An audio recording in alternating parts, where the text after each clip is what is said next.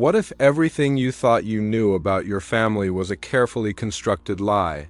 For years, my grandparents carried a secret so dark it threatened to unravel the very fabric of our history. Today, I uncover a truth that was never meant to see the light of day, and it's far more sinister than I could have ever imagined. I'm Ethan Thorne, and this is the story of what I found hidden in plain sight. It all began last autumn in Oakhaven, Maine. It was the kind of rainy afternoon that makes an old house feel like it's groaning under the weight of its own history. We were cleaning out my grandmother Eleanor's attic after she passed. Tucked behind an ancient trunk was a small, plain wooden box. Inside, I found Canadian residency records under the name Walter Sterling and a small leather-bound journal. On the very first page, a single, chilling entry stood out, dated October 1968. "Forgive me, my love, for what I had to do in '68. They must never find the asset here."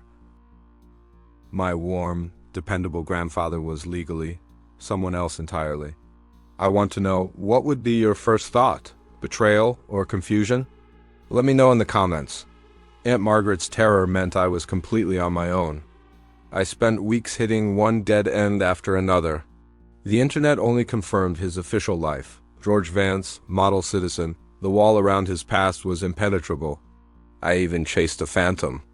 I drove 3 hours in a snowstorm to an abandoned farmhouse in New Hampshire. The entire trip was a waste. The sheer hopelessness of it all started to settle in. Could this secret really be this completely erased? I was losing sleep, constantly replaying my grandfather George's last words, looking for any hidden meaning. The weight of this mystery was physically changing me. It was my grandmother's photographs that brought me back. I zoomed in on one photo and saw the sign above a building, Oakhaven Savings and Loan, the same bank mentioned in the Canadian documents. The secret wasn't hiding in some distant state. It was buried right here in Oakhaven. I realized I was fighting an immaculately constructed facade. I drove to the bank building. It wasn't a bank anymore. It was a quaint, sunlit antique bookstore. The old vault was now the owner's storage room. I asked the owner if she knew any history. She called an old local historian, a retired bank teller named Martha. Martha mentioned that Walter Sterling, the manager, was a meticulous man who kept a private list of important keys. She remembered a small numbered bronze tag, always kept in his desk drawer, for something called Vault Box 11, but after 1968, the key and the manager vanished. I knew the key wasn't in the drawer, but I realized Vault Box 11 existed. I needed to find a clue related to that number. I went back to the journal, reading the handwritten pages as if they were letters written just for me. This wasn't just a record of a crime. It was the raw, desperate heart of a woman trapped in fear. Eleanor's marriage to Walter Sterling was cold. She wrote, "Walter sees me as furniture, not a wife." But then there is Arthur, the security guard. He always notices. He brings me coffee, remembers my name. His kindness is a dagger in the darkness of this house. Walter was involved in illegal dealings. She suspected money laundering. She wrote, "He threatened to send me away." I found the ledger, the missing money, the asset. I must take it first.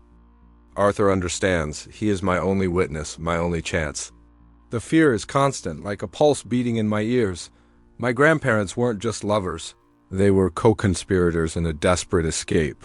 The newspaper confirmed that the bank manager, Walter Sterling, was the missing fugitive after an embezzlement scandal. But his photo didn't match my grandfather. The missing piece was the man who worked with Walter, the security guard, Arthur Vance, my grandfather's real name. So, we have a missing bank manager, Walter Sterling, and a security guard, Arthur Vance. Before I reveal the newspaper truth, I want you to pause right now. Who do you think the real criminal was? And why did my grandfather take the fugitive's identity? Drop your guess below. The journal detailed the final night, but I could barely read it. It was smudged with what I hoped was ink, not blood. I had to piece together the events, cross-referencing times and locations. The confrontation happened at the docks, right where the fog rolled in heaviest. Eleanor and Arthur were supposed to meet, but Walter followed them. Walter found us. He was screaming. He grabbed my arm, his eyes black with rage, saying the gold was his and he would bury me for touching it. Arthur stepped in. I remember the smell of the cold ocean and the sound of the rain on the pylons. Walter swung first. Arthur wasn't trying to fight him. He was trying to protect me. They stumbled against the wet railing. Walter lost his footing.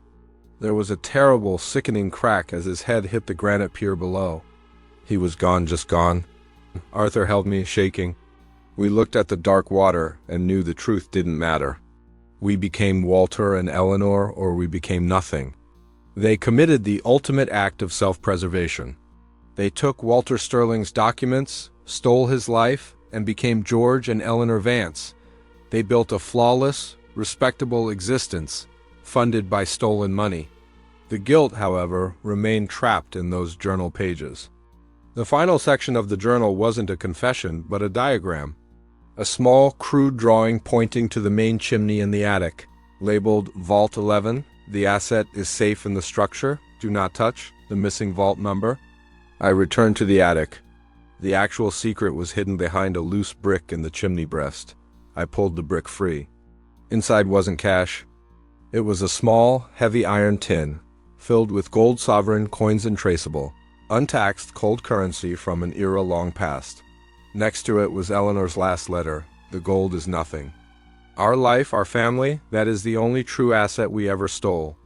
Never let them take that. The gold represented 50 years of fear, love, and sacrifice. The weight of the coins was nothing compared to the moral weight of the truth I now held. I realized I faced the same choice my grandparents made. Do I protect the secret and the life they built, or do I expose the crime for the sake of abstract justice?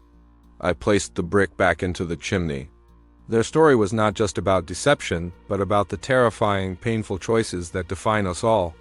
They loved fiercely, they survived ruthlessly, and they lived with a secret that reshaped our entire family tree.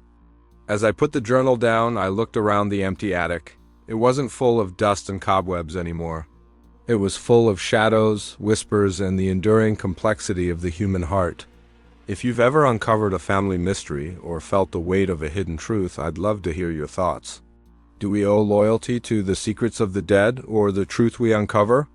Leave a comment below, share your story, and don't forget to like, subscribe, and hit the notification bell so you never miss the unraveling of more chilling tales here on Reddit Sting Stories.